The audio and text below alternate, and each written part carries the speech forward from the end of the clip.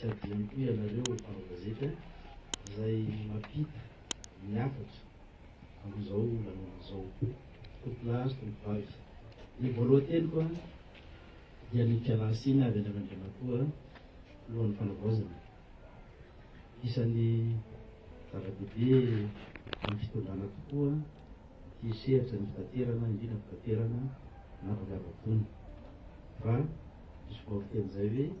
ny radio tokana sapanana maro dia mametraka fialan-tsiny izy. Manarak'izay no fahasahivo-keto fa ministeran'ny fitaterana dia isan'ny ministera miara-miasa amin'ny vatana. Zany zany raha araky ny teny Andriamatoa vitanana teo hoe ao nareo zy kolonela tokony lapa raha ohatra ka nareo at'ny ministeran'ny fitaterana manana olana dia zany mandray nareo voalohany eny amin'ny. Manarak'izay sotra nareo teknisiana misehatra amin'ity resaka fitaterana anapakako ity. Manana lafy maromaro nareo aty izay mifamainy izay ny tanana avia sy havanana nareo tsy afaka misaraka io fa sy maintsy mifandray nareo ho afaka mandroso zany fitaterana anapakako izany. Tara ny tali généraly ACM teo zava-misy fomba fiteny zay hoe so lavo ay amin'inja tsy lavo akory ny ratsy ny tsy mahay miarina. Ko dia misaorana manokana nareo teknisiana nanao ezaka ary mbola vonona anohy ny ezaka azahoasika ny zavatra tsara kokoa mba ahafahasika manatratra ireo zava-bitandreo firenena any ivelan'ireo. Ho afaka omaly angamba nandalo tao Etiopia, firenena afrikana mitovy amintsika fa malahelo no sady manofinofy ho viny vato zao toeran'izao. Haiko angamba hoe ny Etiopiana ve firenena tsisy nanjanaka ohatrany hoe mandroso. Nefa mariko nefa firenena misy nanjanaka ohatratsika fa lasa lavitra ihany. Koa dia mbola mampirisika atsika iara-midra, iara-ilaza amin'izany fampandrosoana Madagasikara izany. Etoa aho dia mitodika manokana aminareo mpianatra. Tsisy angamba ny zavatra farany atahorana zany hoe sanatrizany loza fiara manidina. Marika aza fitaterana sanatrizany fa mety misy loza dia tena zava-doza presque ny amin'ny 100% angamba ny loza azo amin'izany. Koa dia manentana anareo anara-dalàna anaraky ny mariny sy mihitsiny ao anatin'ny fotoana fianaranareo fa sanatrizany ohatra ny tamin'ny fotoan'androny hoe misy fitina sujet mibaka, misy fitina sujet na hoe amin'ny alalan'ny kolokolo no avitandreo fianaranareo fa tena amin'ny fahaizana sy amin'ny herim-ponareo tokoa manantena izay mpitondra fanjakana fa tsy nareo akory ny sanatria no hitondra karazana olana na hitondra fahamaraka eo anevony zany sehatra izany. Vao nisy nanamafy teo Andriamatoa minisitra hoe ny piloty mpanamory malagasy dia misy finitena sanga amin'ny fotoan'andro. Mino izay fa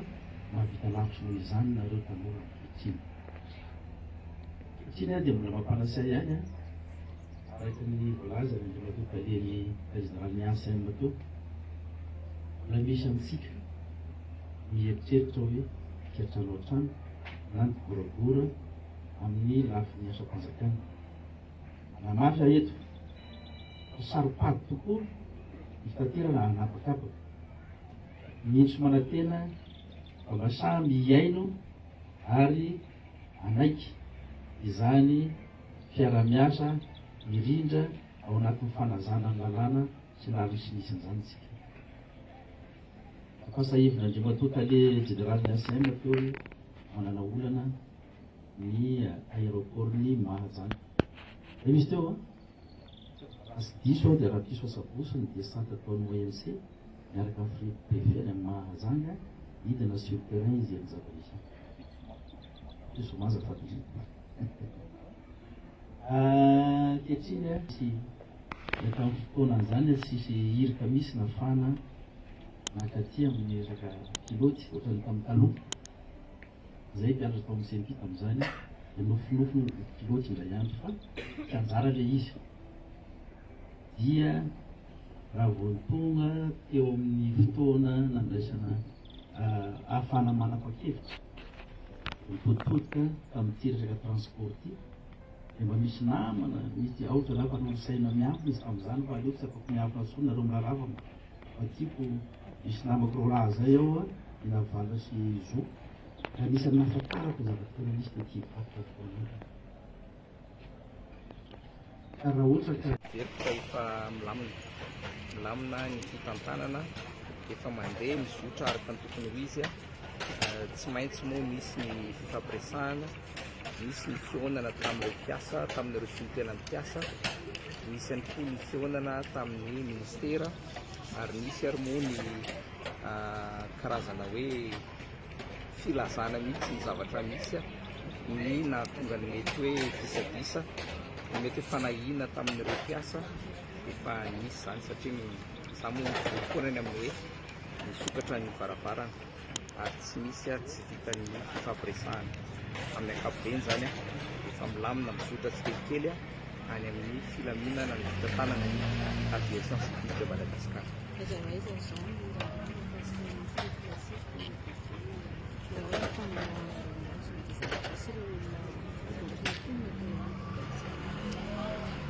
Anisan'ny zavatra mbola manahirana tokoa ny mahakasika ny raharaha Boeing 767 anankidimy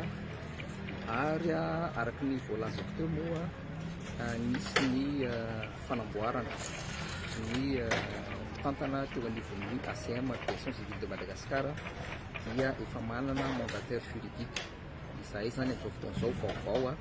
dia io zany no hanaraka mahakasika ny dossier rehetra fanadiadiana izay efa nitranga tamin'ny herintaona dia mitohy hatramin'izao dia io mandataire juridique ana io zany io no hanaraka an'izay dossier izay misy ampahany any ministera ny fitaterana sy ny famantarana ny toetrandro misy ampahany ihany koa efa any anivon'ny mpanao fanadiadiana ny PAC sy ny bientôt ary mino afa efa misy ampahany ihany koa any amin'ny ministera ny fitsarana dia izay mihitsy no andrasana zany amin'ilay mandataire juridique anay vaovao na izany naty zany amiko manokana dia misy kosa nefa ny mety hoe fanahina ny amin'izay mety ho sanatria mety hoe fanodikodinana tsy makany amin'ny tokony ho izy ny fanadiadiana izay natao dia ny tompo azoko mena angamba dia hoe tsy amelantsika tsy maintsy ho tadiavintsika ny marina mahakasika an'izy iny satria enatra ary ohatra karazana hoe tsilo ao anaty kiraro izy iny ho an'ny fitaterana anabakabaka malagasy fa indrindra ho an'ny firenena sy ny fanjakana malagasy iray manontolo.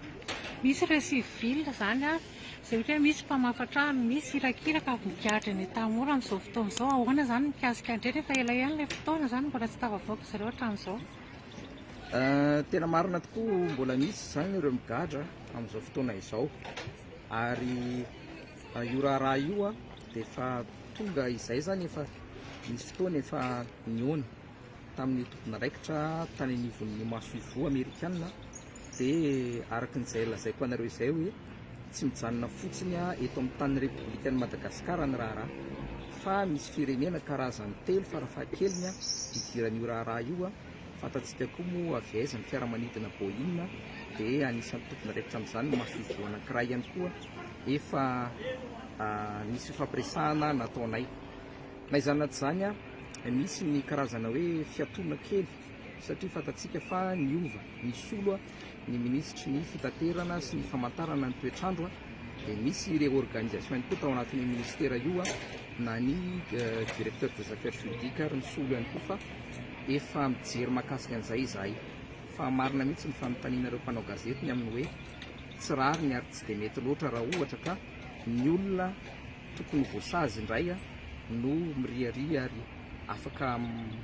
mandeha amin'izao fotoana izao fa ireo izay verina hoe mpanatateraka na trondro madinika no sanatria lasa mizaka ny sazy any am-ponja ankehitriny.